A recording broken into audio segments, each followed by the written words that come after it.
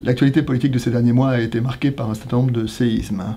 On peut évoquer le Brexit, l'élection de Donald Trump et le référendum en Italie.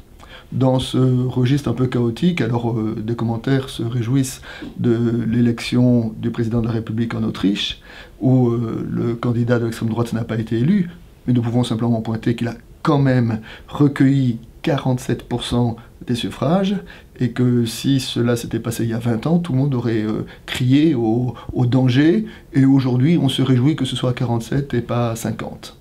Voilà, donc c'est dans ce domaine-là que nous pouvons aussi relire la décision du président Hollande de ne pas se présenter aux primaires de la gauche.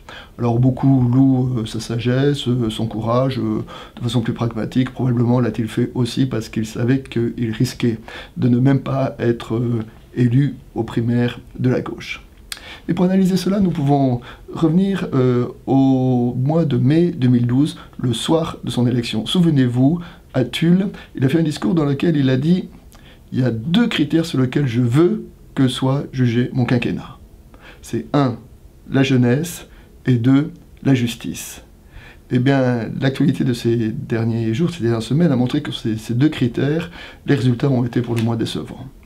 Dans le domaine de la justice, est sorti il y a quelques semaines le livre du sociologue Farhad Khorosghavar sur l'état des prisons en France et qui montre que cet état est très inquiétant.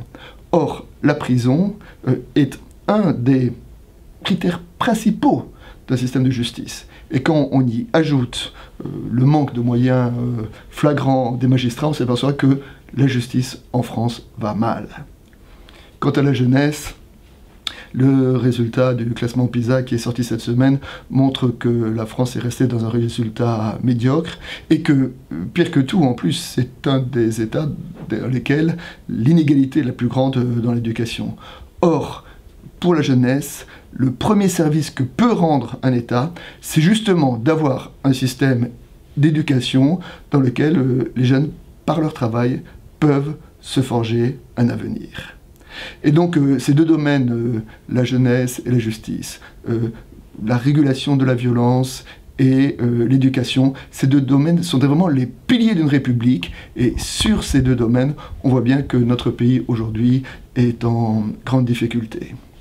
Alors maintenant, il faut se tourner vers l'avenir et nous serons particulièrement attentifs dans les programmes des candidats qui se présenteront aux élections présidentielles, de ce qu'ils diront sur ces deux registres, de l'éducation et de la justice, ceci afin de garder l'espérance et de ne pas désespérer du politique.